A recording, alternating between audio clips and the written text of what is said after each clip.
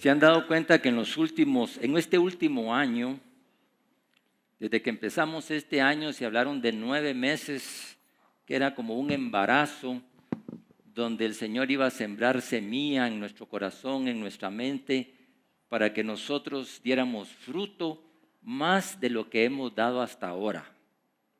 Y por eso se empezó a estudiar Apocalipsis y se empezó a estudiar en base a 3 cosas. Primero, la adoración, que mejoráramos la profundidad de la adoración. Segundo, la oración. Y tercero, la palabra.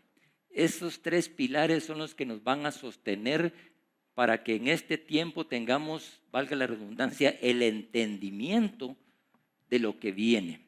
Y yo quiero ponerles, antes de empezar el tema hoy es Apocalipsis 4, que incluye varias cosas, predominantemente adoración, el trono de Dios y el inicio de la manifestación del Cordero Redentor.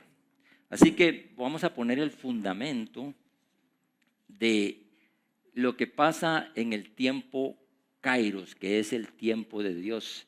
Y hemos visto que todas las palabras proféticas acerca de la primera venida del Señor se han cumplido a cabalidad. Entonces sería tonto pensar que la segunda venida no va a pasar, y esa es nuestra esperanza bendita. Vamos a Isaías 46 del 9 al 10, este es el fundamento, lo voy a leer yo un poco rápido, pero ustedes lo pueden leer también en su Biblia, porque esto que les voy a leer es el fundamento de lo que vamos a ver en Apocalipsis 4.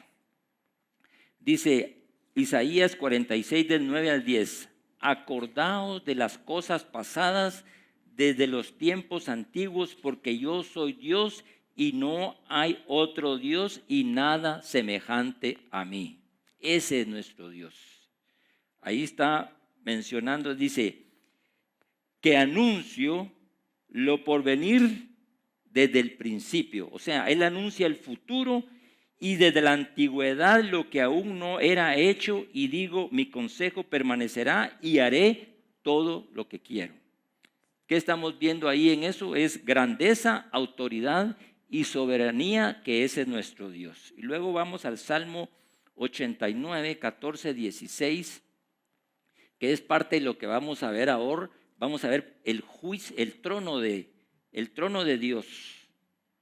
Dice en el Salmo 89, 14, 16, justicia y juicio son el cimiento de tu trono, misericordia y verdad van delante de tu rostro. Bienaventurado el pueblo que sabe aclamarte, andará, oh Jehová, en la luz de tu rostro. Entonces estamos viendo que vamos a ver parte del trono hoy, y quién está sentado en el trono, eso ya lo sabemos, pero queremos hacer un énfasis en la adoración, de lo que vamos a ver de la adoración celestial. Pero mientras tanto, ¿qué vamos a hacer nosotros? Sabemos que vamos a llegar a ese punto, pero mientras tanto, ¿qué vamos a hacer? Hemos estado preparándonos en adoración, oración y palabra, para que entre más tengamos, eso va a hacer que Cristo sea formado en nosotros, como decía Pablo, hasta que Cristo sea formado en nosotros. Y vamos a ir a Hebreos 1, del 1 al 2. Dice, Dios habiendo hablado muchas veces y de muchas maneras en otro tiempo a los padres por los profetas, pero en estos postreros tiempos,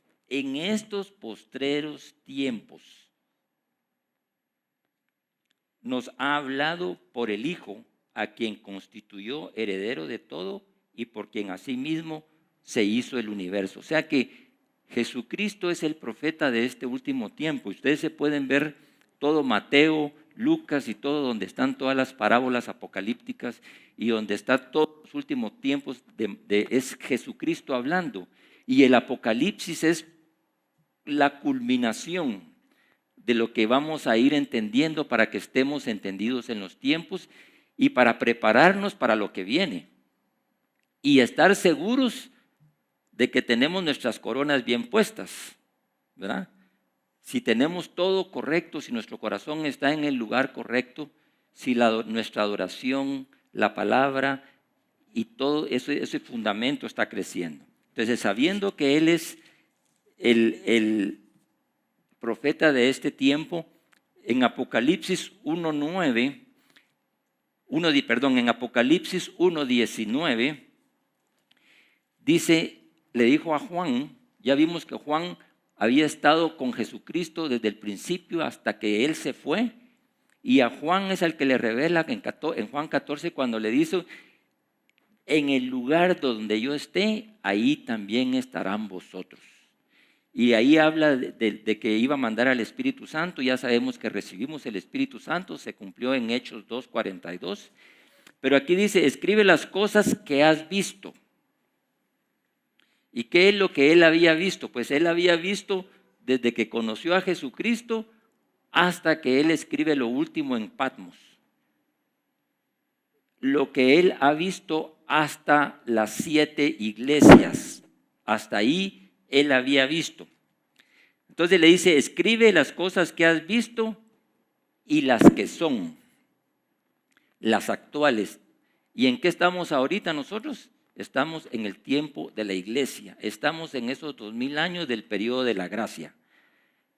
Y entonces, y luego dice, y las que han de ser después de estas. Entonces, eso es lo que vamos a ir a ver nosotros, porque lo que estamos viviendo aquí ya sabemos cómo está la iglesia actualmente, qué ha pasado durante 2000 años de la iglesia, sabemos todos los errores y los aciertos que se han dado durante la iglesia, pero ahora el Señor nos está metiendo a otra dimensión de conocer, así como Pablo fue al tercer cielo y él pudo ver cosas que realmente dice que eran inefables y que no se le podían hablar a cualquiera porque era difícil de entender. Y el Apocalipsis también a nosotros nos parece que es difícil de entender.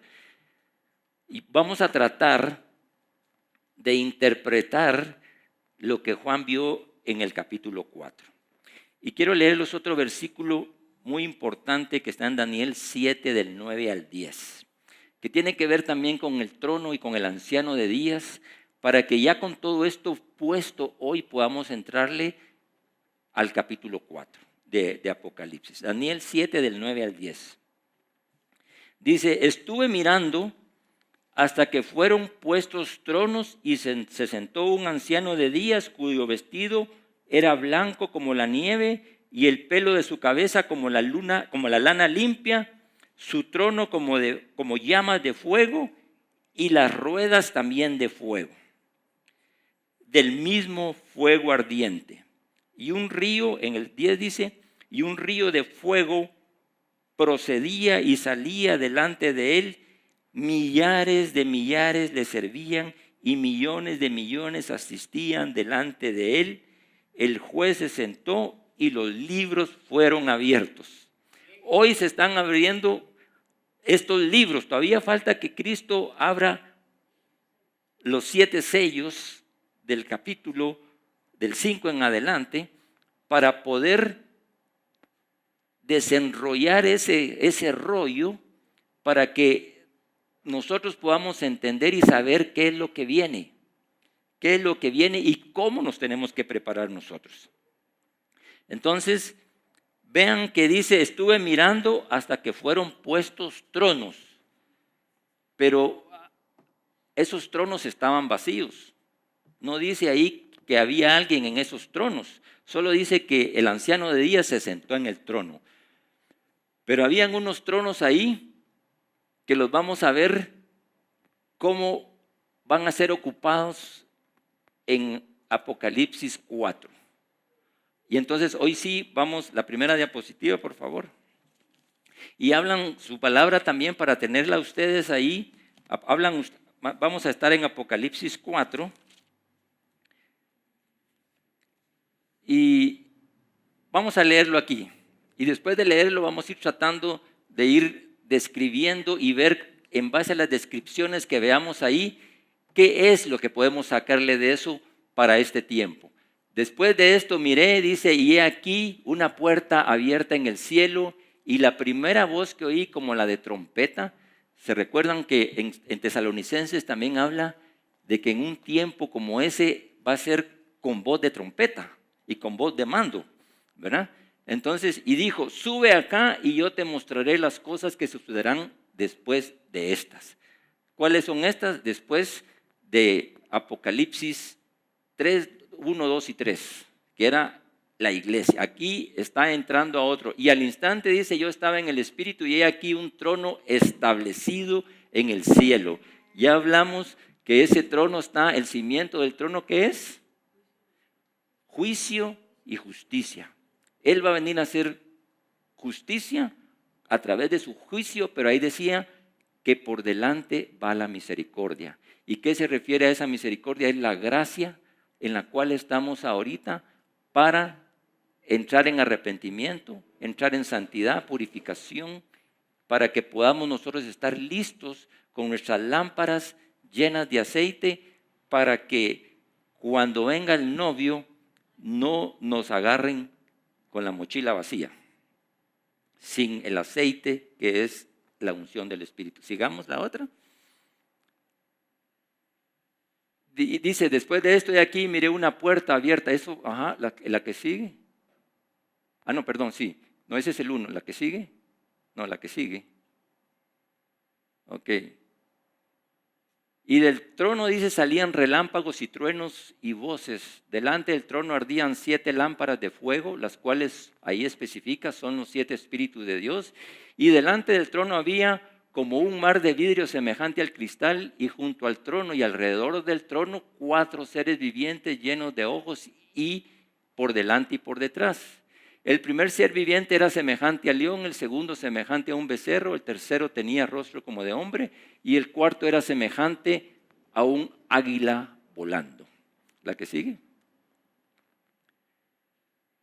La Biblia no dice directamente quiénes son los ancianos, pero describe ciertas características y eso nos puede ayudar a saber quiénes son.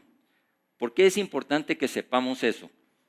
Porque si queremos estar ahí, tenemos que estar preparados. La siguiente.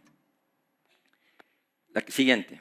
Entonces, primero, una puerta abierta en el cielo. Si buscamos quién es la puerta, hay varios versículos que vamos a ver ahorita quién es la puerta, y todos sabemos quién es la puerta. Hay un trono donde Dios está sentado en el trono, ya lo vimos desde Daniel 7, y vemos que ese trono tiene un arco iris, tiene en el centro, ustedes pueden ver un vidrio verde, color turquesa, que ahí en Apocalipsis se refleja como las piedras preciosas, como el jade, la cornalina y la esmeralda. Y Dios está sentado en ese trono, y al mismo tiempo se ven 7 lámparas de fuego, que sabemos que son los 7 espíritus de Jehová, que representan al Espíritu Santo. Entonces ahí en esa creación, ahí están las cosas más importantes que nosotros tenemos que saber y entender, para que a través de eso el Señor nos va a ir llevando al Cordero. Entonces Javier va a hablar de eso en la próxima semana, te toca, ¿verdad? Para poder ir entrando qué es ese significado, porque tenemos que ver las cosas que vienen. La próxima diapositiva. Pásame en la que siguiente. Entonces dice Juan 7 y 9, dice, yo soy la puerta de las ovejas. Yo soy la puerta. El que por mí entrare será salvo, y entrará y saldrá y hallará pasto. Sabemos quién es la puerta. La que sigue. Y luego, siguiendo Apocalipsis, dice, y del trono salían relámpagos y truenos, voces delante del trono, ardían 7 lámparas de fuego, las cuales son los 7 espíritus de Dios, y delante del trono había, eso ya lo vimos, un mar como de cristal, lo que mencionamos en la diapositiva, y estaban los 4 seres vivientes, eso ya lo vimos. Pásame la siguiente, yo creo que te fuiste para atrás. Ok. Y los 4 seres vivientes tenían cada uno 6 alas, y alrededor y por dentro estaban llenos de ojos, y no cesaban día y noche de decir, santo, santo, santo es el Señor Dios Todopoderoso, el que era, el que ha de ser y el que va a devenir. Siempre aquellos seres vivientes daban gloria a Dios y honra con acción de gracias al que está sentado en el trono y el que vive por los siglos de los siglos. Estos seres vivientes, porque a veces dice, bueno, ¿y por qué me traen una cosa tan complicada que parecen un monstruo? ¿Verdad? Pero realmente si nosotros vemos en Ezequiel 1 y en Isaías 6, ahí se habla de estos como seres especiales, como querubines, como ángeles que tenían varias funciones aquí. Primero, adorar. Segundo, tenían tal movilidad en el trono que podían ir para arriba y para abajo porque estaban a la disposición de lo que Dios les diera para que hicieran en el tiempo que ellos iban a hacer. Miramos la que sigue. No me la vayas a regresar, sino que ponémela para adelante. Ok. Dice, y ahorita vamos a entrarle a los 24 ancianos otra vez para que vayamos viendo el significado, lo vamos a ir viendo parte por parte. Y los 24 ancianos se postraban delante del que estaba sentado en el trono y adoraban al que vive por los siglos de los siglos y echan sus coronas delante del trono diciendo, Señor, digno eres de recibir la gloria y la honra y el poder, porque tú creaste todas las cosas y por tu voluntad existen y fueron creadas, que también ya lo vimos aquí en Hebreos 11:1. Por él fueron creadas todas las cosas. La que sigue. Entonces, vamos a entrarle a los ancianos y vamos a definir qué es un anciano, porque tanto en el Viejo Testamento como en el Nuevo Testamento se menciona esa palabra y en hebreo se traduce como sajén, que quiere decir barba o mentón. Quiere decir que es un hombre, que es un humano, ¿verdad? No es un ángel, sino que es un humano. Y dice, y en griego se transmite como presbúteros o presbíteros, ya más en español y en latín, que eran hombres y líderes. Y podemos ver en Éxodo 24:1 donde dice que reúne a los 70 ancianos de Israel. O sea que está hablando de hombres, no niños ni de adolescentes, sino que no es que todos los ancianos tengan que ser viejos propiamente dicho, sino que tienen que tener sabiduría, conocimiento para poder servir antes como ahora también. Y en Éxodo 3:16 dice, también le dice, y ve, reúne a los ancianos de Israel. Ahora vamos al Nuevo Testamento, la que sigue. Vean que Lucas 7:3, ¿se acuerdan cuando el centurión va a Jope, donde estaba Pedro? Dice, envió unos ancianos de los judíos rogándole que viniesen y sanasen a su siervo. Este centurión sabía que habían, dentro de los judíos, habían ancianos que tenían cierta autoridad. Y en Hechos 14:23 dice, y los apóstoles constituyeron ancianos en cada iglesia, habiendo orado con ayuno y los encomendaron al Señor en quien habían creído.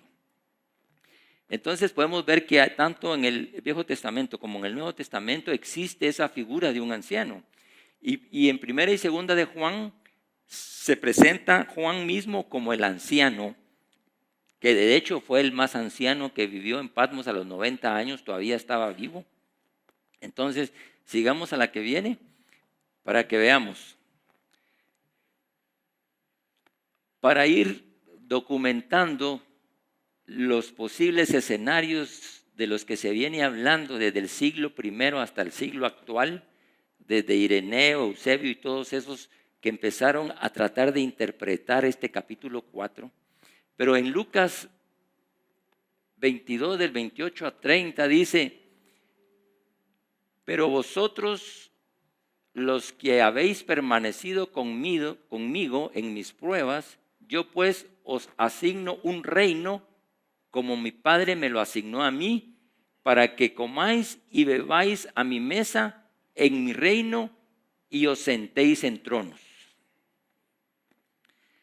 Entonces, esa es una promesa que nosotros tenemos que agarrarnos de esas promesas. Así como nos hemos agarrado de las promesas de salvación, así como cuando nosotros nos convertimos al Señor, no sabíamos nada de escatología, no sabíamos nada de nada, mas sin embargo creímos. Y la palabra dice, bienaventurados aquellos que sin ver creyeron. Esos somos nosotros. Los discípulos pues creyeron después de ver a Cristo y no creyeron hasta el último minuto. En tiempos extras creyeron. Hasta cuando ya Él resucitado y cuando lo vieron ahí. ¿Se recuerdan que yo prediqué de Tomás un día aquí? Que Tomás tuvo que llegar y meter el dedo en el costado y en la palma de la mano, porque aún así le era difícil creer. Pero nosotros ahora estamos mejor que antes, porque antes nos batíamos a pura fe, pero ahora tenemos pruebas fehacientes de la primera venida y estamos listos y preparándonos para la segunda venida. La que sigue, por favor. Entonces, ya podemos ver ahí, es la misma, no me repitan la misma, por favor, pásenme la siguiente. En Apocalipsis 3:21 dice, al que venciere le daré que se siente conmigo en mi trono, así como yo he vencido, me he sentado con mi Padre en su trono. Entonces miren pues, si nosotros queremos hacer un seguimiento, podemos ver qué le pasó a Jesús.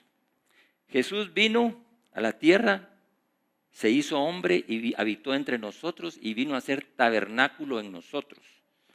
Por eso la fiesta de los tabernáculos se celebra y el significado para nosotros los cristianos es que Cristo vino a la tierra y se hizo hombre y habitó entre nosotros, como dice Juan 1:1.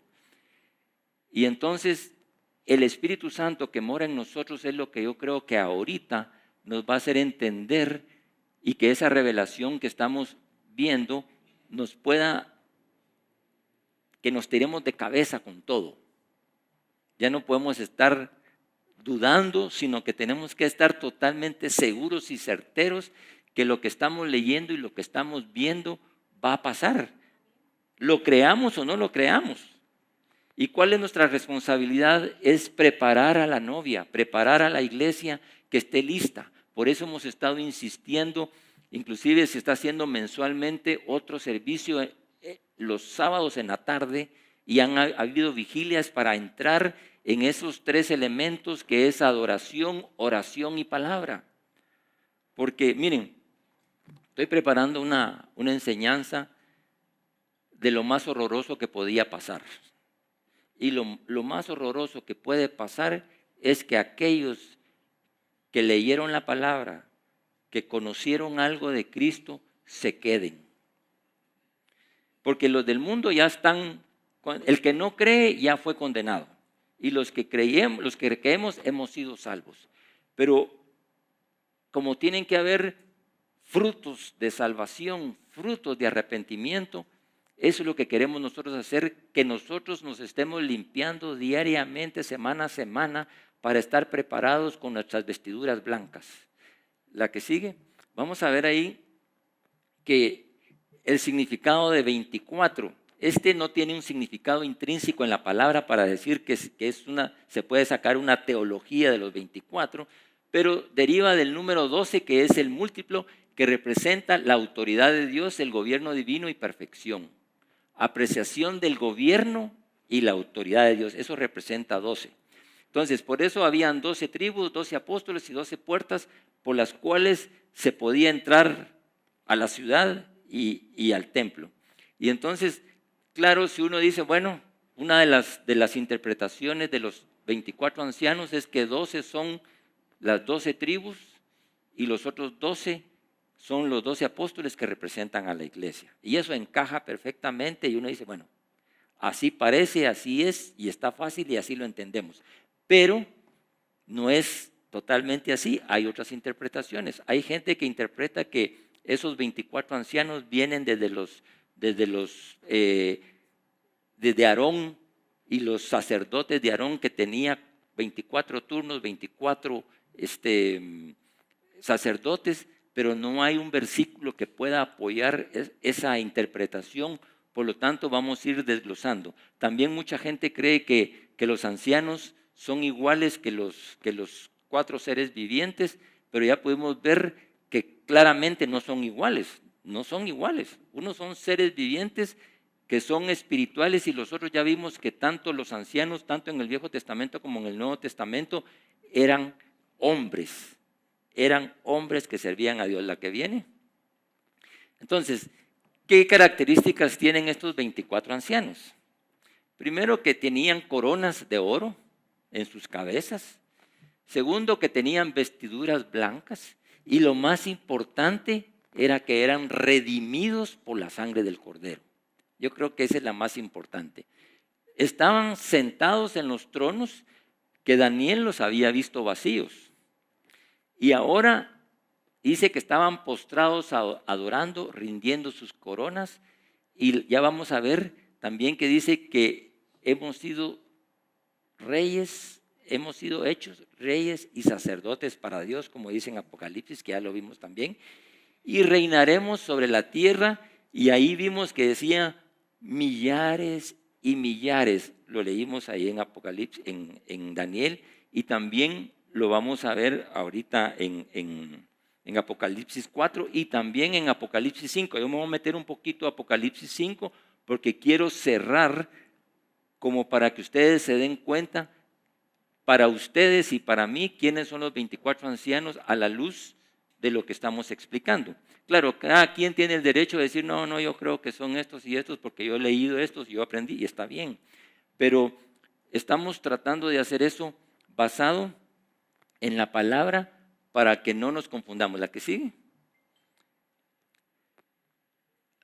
Y en Apocalipsis 5, aquí nos vamos a pasar a Apocalipsis 5:5, porque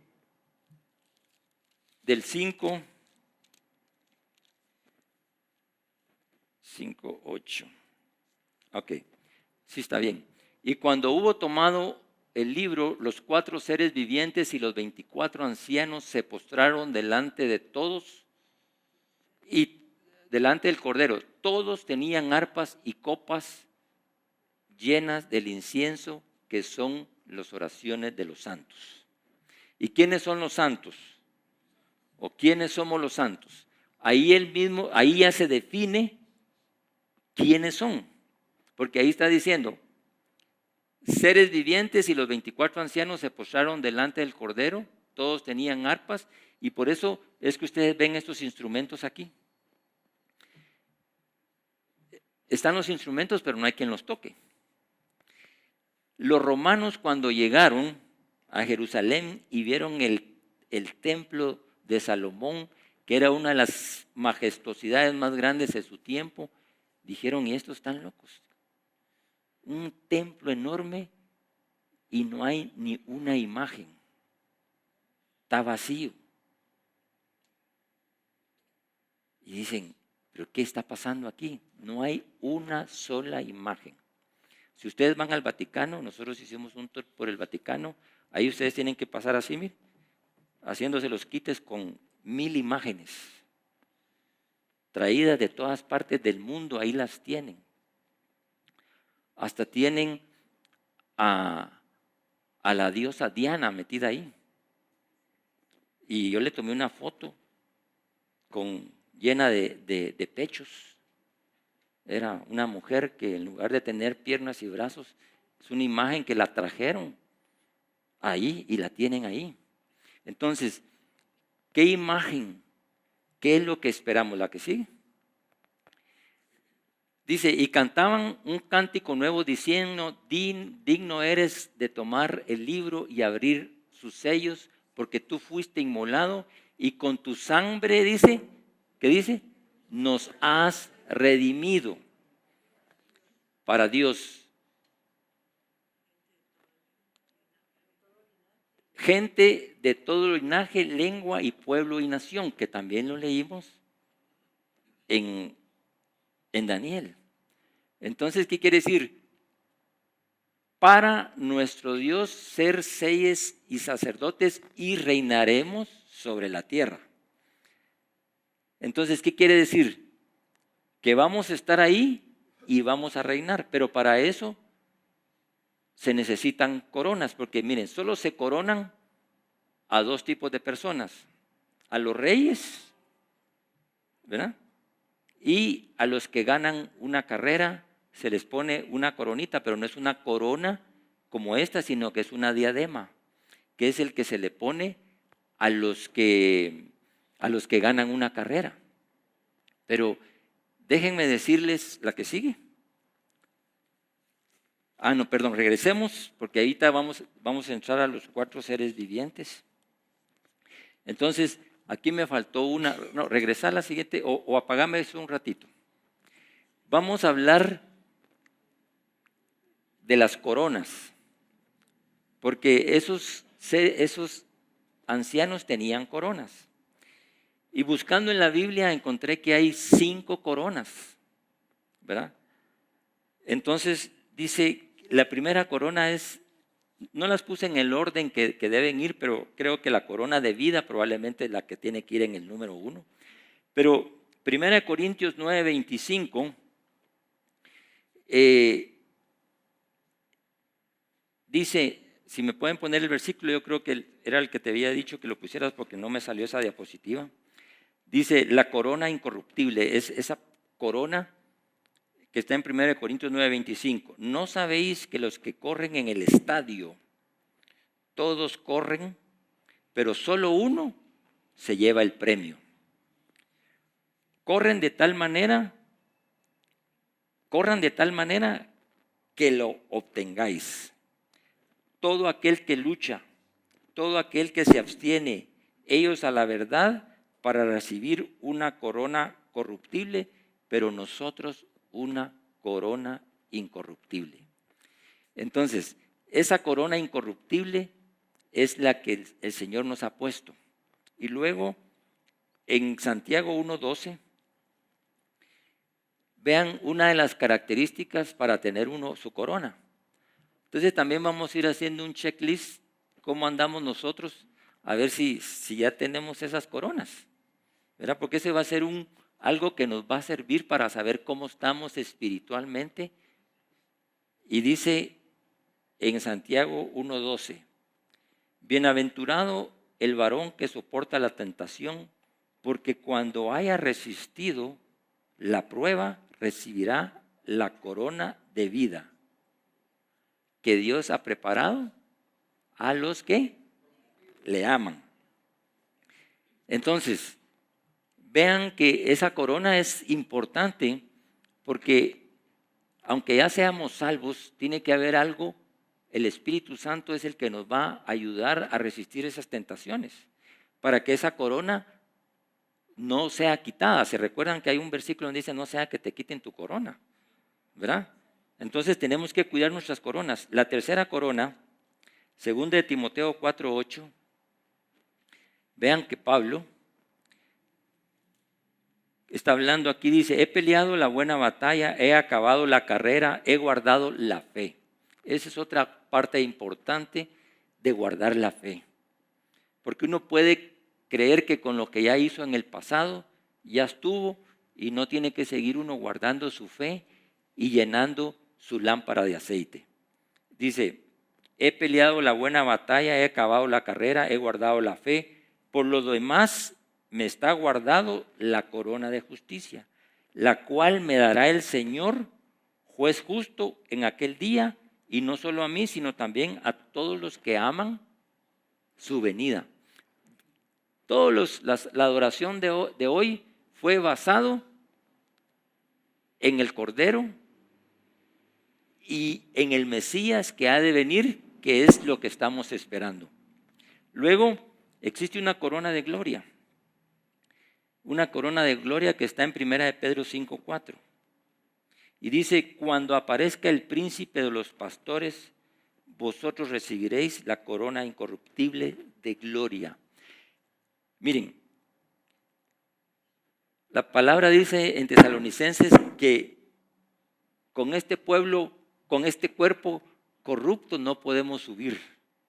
Tenemos que ser glorificados, porque a donde vamos no puede entrar nada sucio. Es como una sala de operaciones que tiene que haber una vestidura especial, limpia, resplandeciente, para recibir al Rey. Entonces, ese proceso en el cual vamos a tener que irnos yendo milímetro a milímetro para que nosotros estemos seguros en esa parte donde vamos a estar. Luego viene una corona de gozo. Una corona de gozo que está en 1 Tesalonicenses 2, del 19 al 20. Porque ¿cuál es nuestra esperanza o gozo o corona? Que me gloríe de vosotros, delante de nuestro Señor Jesucristo en su venida. Todo tiene que ver con su venida. Y Filipenses 4:1 dice, así que hermanos míos y amados y deseados, gozo y corona mía, estad así firmes en el Señor. O sea que ayer estábamos celebrando a Nancy para despedirla. Y Nancy y su esposo Rocky nos han enseñado mucho y nosotros hemos sido discípulos de ellos por mucho tiempo. Ellos nos han enseñado mucho. Y Nancy, no te lo dije anoche, pero aquí estamos tus coronas y aquí están todas las coronas de todos. Y cada uno de ustedes necesita evangelizar y discipular a alguien para ponerse esa corona. Porque esa corona dice, imagínense que Pablo estaba diciendo que todos sus seguidores representaban las coronas que él iba a entregar. Por eso los ancianos ahí van a lanzar sus coronas a los pies de Cristo. Y miren, a mí me tocó una vez predicar de la parábola de los talentos. Y estaba tan confundido porque sí, están hablando de dinero, están hablando de dones, están hablando de...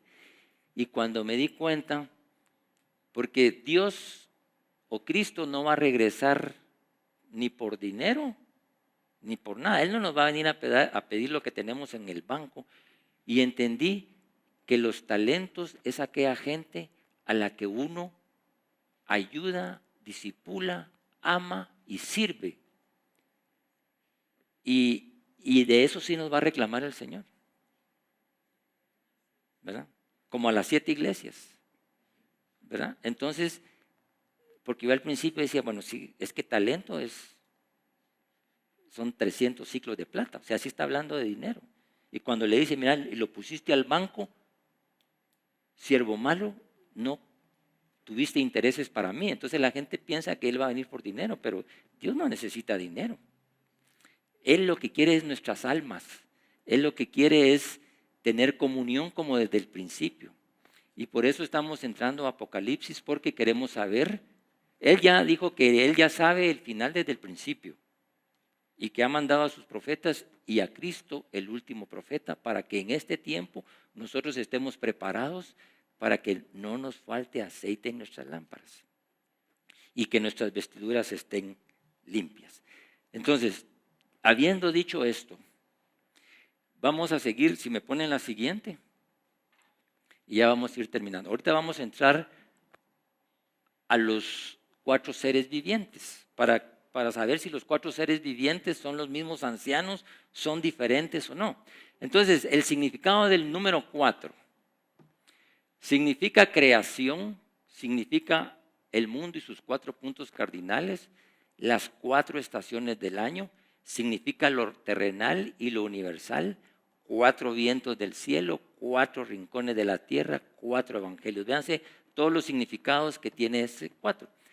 Y todo eso se va en adoración y alabanza a Dios. Quiere decir que ahí está mostrando que tanto los seres vivientes, que son seres angelicales, querubines o como ustedes le quieran llamar o como está, son muy parecidos a los de Ezequiel 1 y a los de Isaías 6. Hay unas pequeñas diferencias ahí, pero básicamente son los mismos. Y esos seres angelicales tienen también ciertos poderes. Miremos la que viene. ¿Qué características? Bueno, hablando de los 4 seres vivientes. Dice que el primer ser viviente era semejante a un león, el segundo era semejante a un becerro, el tercero tenía rostro como de hombre, el cuarto era semejante a un águila volando, ¿verdad? Y entonces dice uno, bueno, ¿esto es una película de terror o qué? ¿Verdad? O es algo, porque si uno nunca ha visto eso de que tengan ojos atrás y adelante, Dice uno, pero ¿y esto qué es? ¿Va la guerra de las galaxias o algo así? Pero realmente son representaciones que Dios está dando en el contexto bíblico y nosotros tenemos que conocerlas. Déjamela ahí esa. Vean los 4 seres vivientes. ¿Qué características tenían estos que los diferencian de los ancianos? Dicen, eran ángeles especiales que estaban cercanos al trono porque estaban en el trono. Ezequiel los vio en el trono, Isaías los vio en el trono y decían, santo, santo, santo. Se mueven y adoran constantemente, ahí está Ezequiel 1:12, declaran santidad al Padre y alaban al Cordero. Al Padre, al Cordero. Isaías 6:3. Y también tenían la autoridad que como trueno ordenar y decir ve, venga o van, y ejecutaban la justicia de Dios al abrir los 4 sellos que vamos a ver en Apocalipsis 6, que esos seres vivientes tenían ciertos poderes. Eso lo vamos a ver cuando llegamos aquí. Y los 4 jinetes que están en el capítulo 6 obedecían, indicando el poder que tienen. Y ustedes se recuerdan en la parábola del trigo y la cizaña. Ahí hay unos ángeles segadores. Qué trabajito el que van a tener ellos, porque ellos van a venir a deshacer todo lo que no es de Dios, ¿verdad? Está el trigo y la cizaña, pero Dios está esperando, no los va a cortar antes, los va a cortar hasta el tiempo que Él decida cortarlo. Pongamos la última, creo yo que es. No, vamos a ir significado. ¿Qué significa el león? Nosotros ya sabemos que el león tiene poder, dominio y que es el rey. Mateo lo describe como rey. En todo el libro de Mateo, si ustedes ven todas las características de Mateo, que el significado del león es poder, dominio y rey. El león de la tribu de Judá. Que así es como él va a venir. Estaba como cordero, pero ahora va a venir como rey. La que sigue. Luego, el becerro. Vean que aquí no es un becerro, no es un cordero, sino que es un becerro que es diferente, que muestra, algunas traducciones hablan de un buey, otros ponen un toro, pero es un becerro, ¿verdad? Que significa fuerza, trabajo, mansedumbre y sacrificio, que eran una de las características que se está hablando en Apocalipsis 4, para cuando Javier hable de Apocalipsis 5, ustedes ya van a saber que Marcos lo define como un siervo. La que sigue. Luego, Lucas habla mucho de el Hijo del Hombre, porque ahí se presenta la humanidad, la creación a imagen de Dios con la cara de hombre. Entonces tenemos que entender que son símbolos que nosotros tenemos que entender para saber qué es lo que está pasando en ese entorno del trono celestial.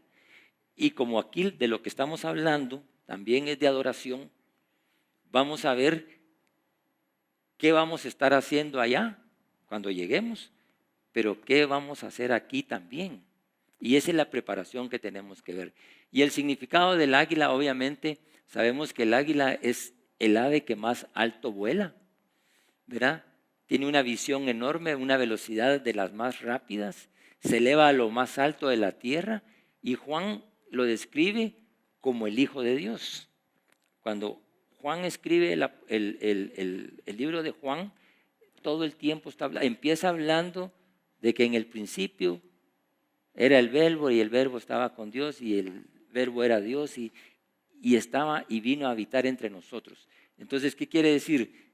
Que ya podemos identificar a todos los que están en esa foto de Apocalipsis 4 para pasar al siguiente punto. Ese es lo que ya vimos en Daniel, que en Daniel los tronos estaban vacíos. La que sigue. Pero, ¿cuál es la diferencia entre la iglesia e Israel? La diferencia entre los dos son los pueblos escogidos por Dios, por su soberanía, No porque los israelitas fueran los mejores, ni porque nosotros hayamos sido los mejores. Esa fue la voluntad de Dios, Él los escogió en su soberanía. Y dice en la palabra que de esos dos pueblos hizo uno, ¿verdad? Y que Él rompió la cortina que separaba a unos de los otros y nos hizo hacer en un mismo espíritu, un mismo Dios y una misma familia. Mas sin embargo, para el tiempo en que está Apocalipsis 4, la condición sine qua non, discúlpenme esa palabra, pero quiere decir sin el cual uno no puede estar ahí, es si no ha sido redimido por la sangre del Cordero. Y Israel ya fue redimido físicamente en 1948, cuando Israel se convirtió en una nación. Pero a Israel le falta la redención porque el 95% de los judíos no creen en Cristo. Ellos están esperando a otro Mesías, o sea que la redención de ellos todavía está incompleta. Ellos, y si me ponen la última, ahí está la respuesta a lo que les estoy diciendo. Romanos 11, 25 al 27. Y luego dice, todo Israel será salvo, como está escrito, vendrá de Sión el libertador, que apartará de Jacob la impiedad, y este será mi pacto con ellos cuando yo quite sus pecados. Entonces, no es que vaya a concluir ni los quiero convencer que la iglesia, que los 24 ancianos es la iglesia, pero a la luz de la Escritura y consultando pues muchos estudiosos y gente que nos ayuda mucho, y realmente al final le preguntamos antes de yo venir a hablar de esto, mira, ¿qué crees, Robert? Si eso es así, y me confirmó todo, le preguntamos hasta unos días antes. Y no es porque Robert sea el non plus ultra, pero realmente tenemos arriba de nosotros coberturas espirituales, porque todos necesitamos una cobertura espiritual, necesitamos a alguien que nos enseñe, que nos ayude, que nos ministre, que nos disipule. Y entonces, hablando y regresando a la adoración celestial, que en Apocalipsis ustedes se dan cuenta, la puerta abierta, ¿verdad? El trono, el candelabro con las 7 lámparas, y que representa al Espíritu Santo, enfocado en los seres vivientes que tienen características de Cristo. Y luego al final los 24 ancianos se postran a entregar las coronas al Rey de Reyes y Señor de Señores. Por eso toda la alabanza de hoy era diciendo que toda rodilla se doblará, toda boca confesará que Jesús es el Señor.